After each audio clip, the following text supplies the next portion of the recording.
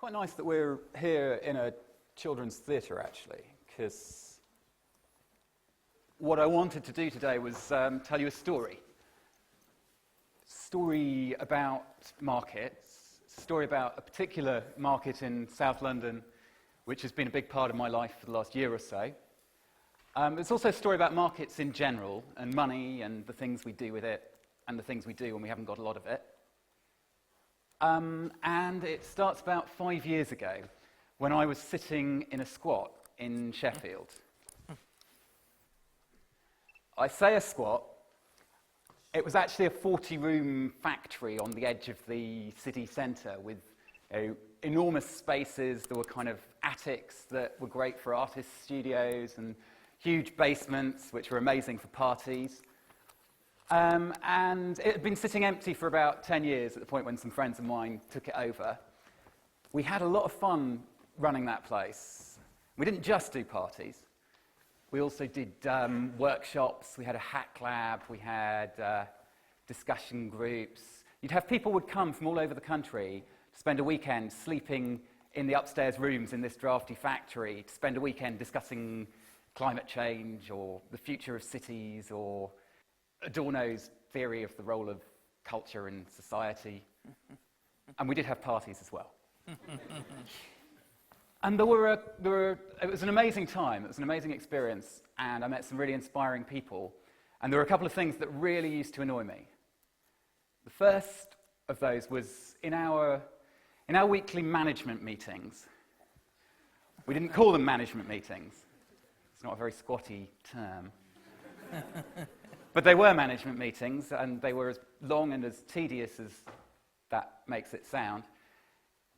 We seemed to spend an inordinate amount of time arguing over whether a hypothetical band playing a hypothetical gig in our basement could take money on the door in order to cover their costs for hiring a van to get to Sheffield, because they might make a particularly hypothetical profit, and that would mean that we had succumbed to the market and capitalism and all of the things that we were trying to resist.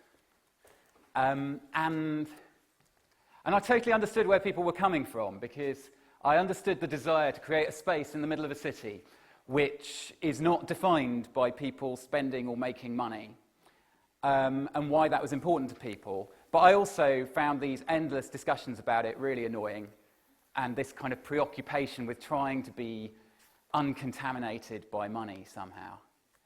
And the other thing that used to really annoy me was that actually the people who owned this building quite wanted to talk to us.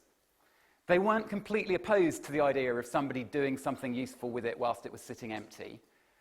The difficulty was that we weren't able to talk to them, because nobody could speak for the whole collective, and decisions had to be made in these endless weekly meetings. And even if you could make a decision, then it could get unmade by the next week's meeting. And so after a year or so, the owners got bored, and they went to court and got us evicted. And it had been an amazing year, and we'd burned brightly and been inspired by it, and lots of people who I met through that I've stayed in touch with, and we've gone off and done other things. But I always kind of held on to this frustration with the difficulty of getting that kind of bottom-up, do-it-yourself creative energy to find a common language which was able to speak to top-down organisations and institutions. The next thing that happened was that I accidentally became an internet entrepreneur. It started with a book called Deschooling Society, which was written in the early 1970s by this visionary guy called Ivan Illich.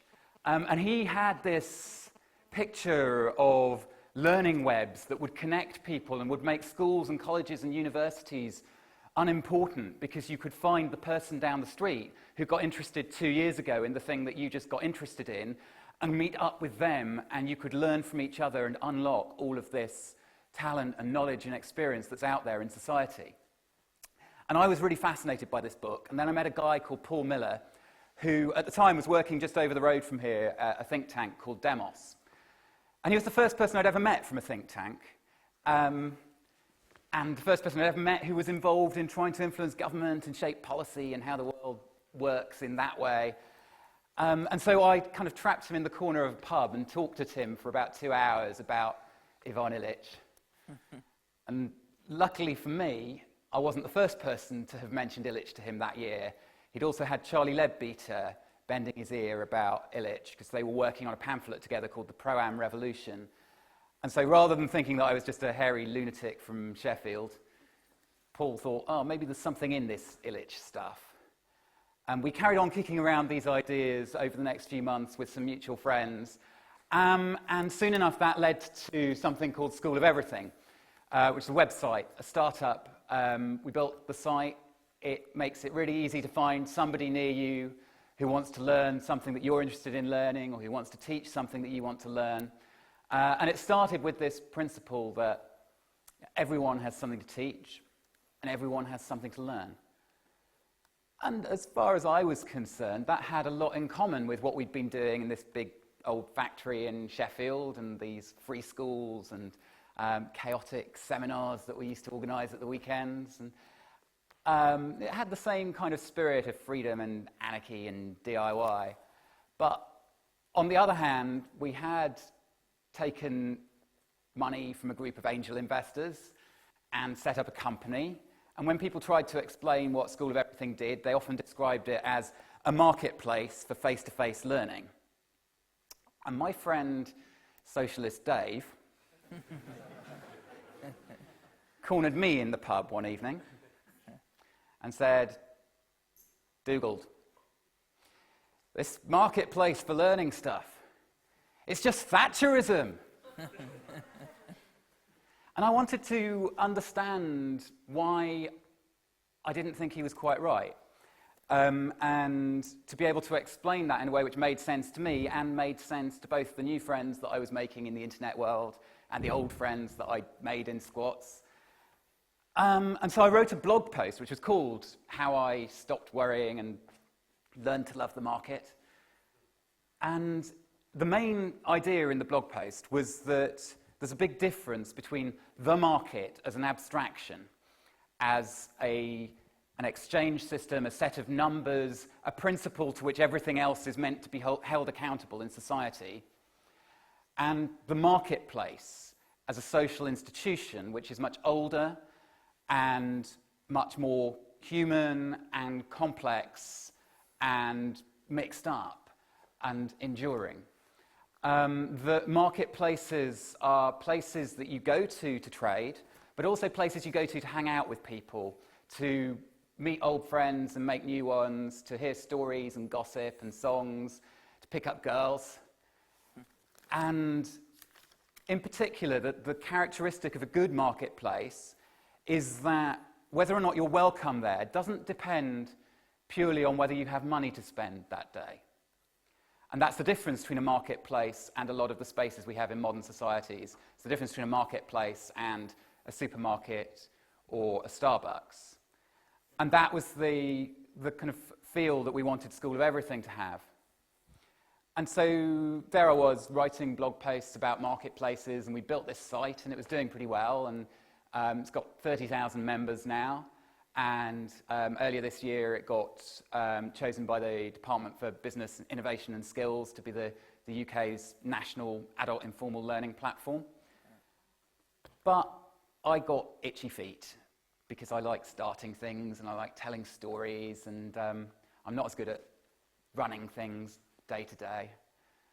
So early last year, I left Paul and the others running School of Everything and set off to explore some other ideas and possibilities. And I found myself going back to some of the questions that I'd been asking back in that squat in Sheffield, because I started a meetup called Spacemakers, which was bringing together people who were interested in these questions about how we make better use of underused space, how we can do creative things with it, and how we can get bottom-up creative energy and top-down organisations and property companies and government to be able to talk to each other so that more of that stuff can happen. So we're meeting up once a month at different locations around London, bringing together artists and architects and activists and squatters and think tank people. And after a couple of months, we set up a Ning network so that people could keep in touch in between the meetups. And within a few weeks, what we found was that rather than just the 30 or so people who were coming to our meetups, we had several hundred people around the country using that network to share information about pop-up projects, empty shops projects, co-working spaces. And the next thing that happened was, because we had this website where people were having all these conversations, we started to get contacted by organizations that were looking to speak to somebody who knew how to make these projects work. And that was how we ended up going to meet Lambeth Council, who introduced us to the owners of this place, Brixton Village, 1930s indoor market arcade in South London. It's 6 avenues of sort of high-ceilinged space just off from the busiest part of the town centre, but it was actually feeling quite quiet, and one side of it was really dying on its feet. There were 20 shops that were sitting empty. The owners of the market are a large property company. They had bought it not that long before with plans to redevelop it, but they had underestimated Brixton's cultural immune system. Local people had organised really effectively, had turned the council around from being basically supportive of the redevelopment plans to opposing them. And so the plan, which would have seen the building massively redeveloped, a new kind of 10-storey apartment building above it, and would probably have cost most of the livelihoods of most of the businesses that were in there at the moment, because although one side of it was quite empty, there were still about 70 businesses in that market when we came along. Those plans were blocked, and everyone was kind of in a deadlock. And at that point, the owners had gone to Lambeth and said, we would like to do something creative with these empty shops that we've got. And Lambeth said to them, no, we haven't got any money, but you might want to talk to these Spacemakers people. And myself and Julia Shallett, my colleague in Spacemakers, went to talk to the owners and said to them, well, hang on a minute, you guys own these shops. At the moment, you're not making any rent on them. The reason you want to do something creative with them is because you hope that it'll increase the chances of renting them out. So if this works, you're going to make the money from it.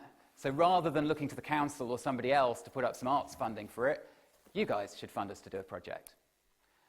And that's what they did. They gave us 3 months initially to prove that we could make something happen, which was hardly any time at all, but just long enough to get something going. And we had an open competition. 350 people turned up to the market on a freezing evening in November to look round the shops, to find out about the competition, to find out about how they could get a shop rent-free for up to 3 months. And at the end of the night, after the kind of talks and workshops and discussions, we said to them, right, you've got a week to get us a proposal of what you would do with a shop. And it can be a proposal for something temporary, a creative community project, or it can be a proposal for a new locally driven business that you think you could get off the ground if you had a shop for 3 months rent-free. And a week later, we had 98 proposals. Most of them were brilliant. And we picked the 30 that we thought would work best over the next few months in the market. Half of them deliberately temporary projects, half of them with longer-term ambitions. And people got busy. In mid-December, 7 weeks after we'd agreed the project with the market's owners, the first wave of shops opened in the market. There were 9 of them. 4 of those shops are still open and trading in the market now. And over the months that followed, we've had a kind of rolling program of pop-ups and also of new business startups in there.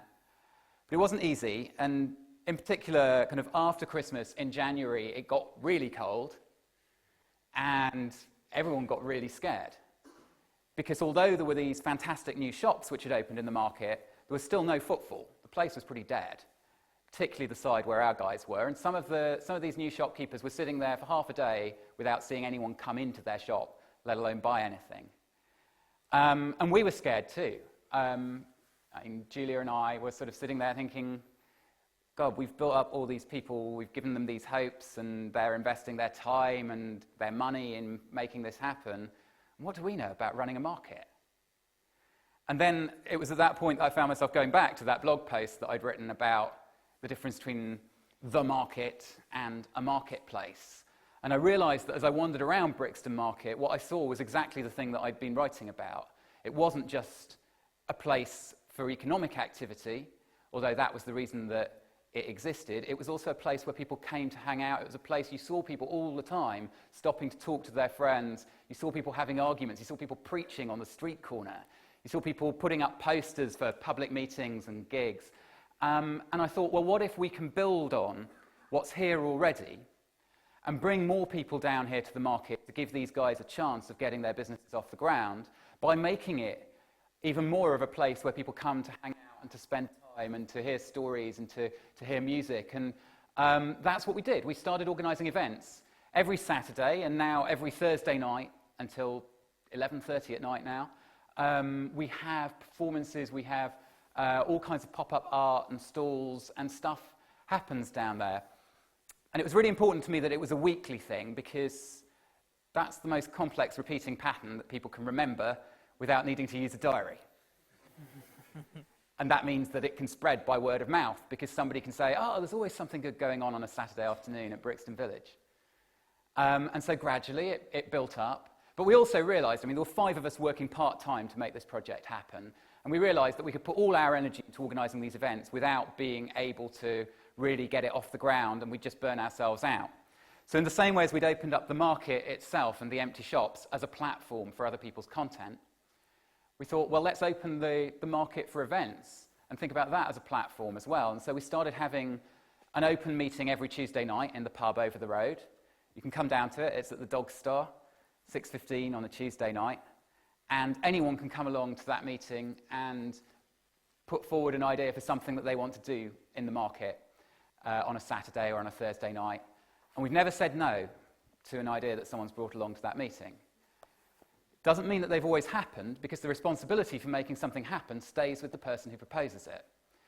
But what that enabled us to do was to get over 1,000 people by now involved over the last 9 months in making things happen in the market and also creating this community around the market.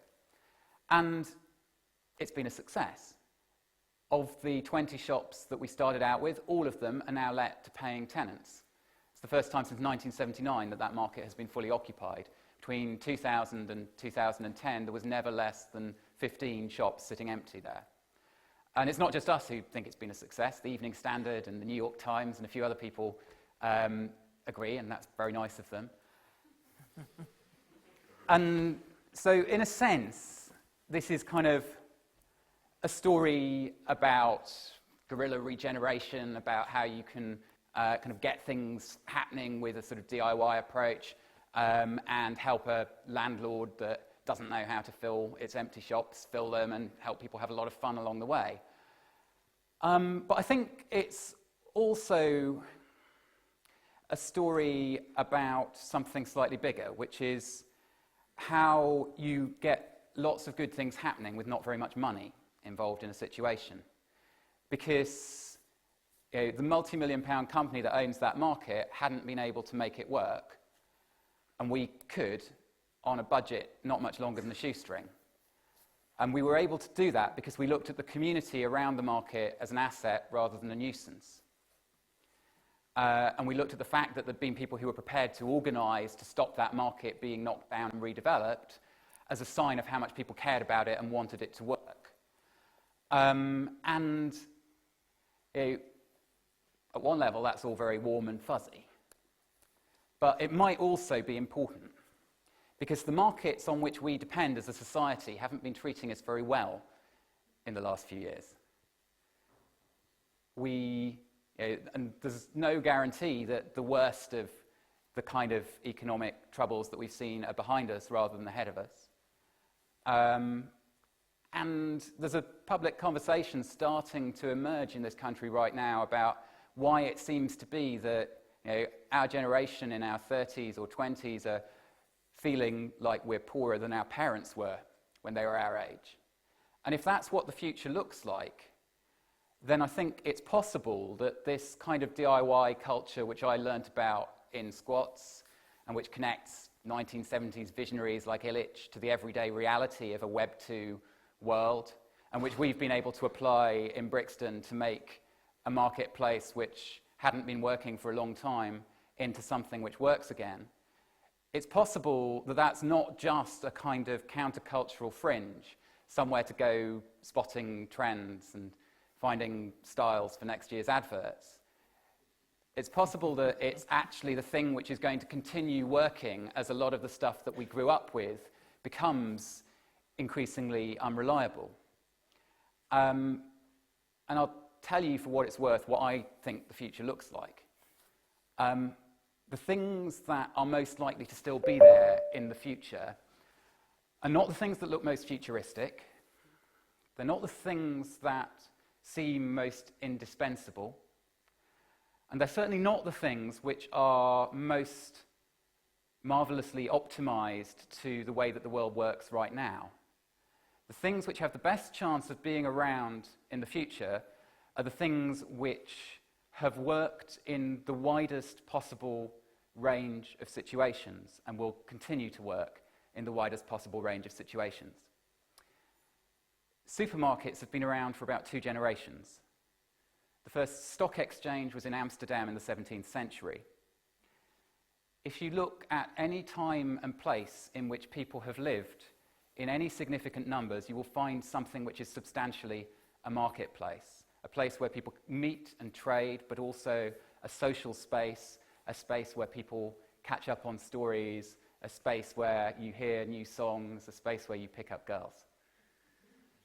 And so if you were to ask me to bet on whether supermarkets were still going to be here in 1,000 years or even 100 years' time, I'm not sure that I'd take that bet. But if you were to ask me whether marketplaces will still be around, then I'd say as long as there was a descendant of mine around to collect the winnings, the answer is yes.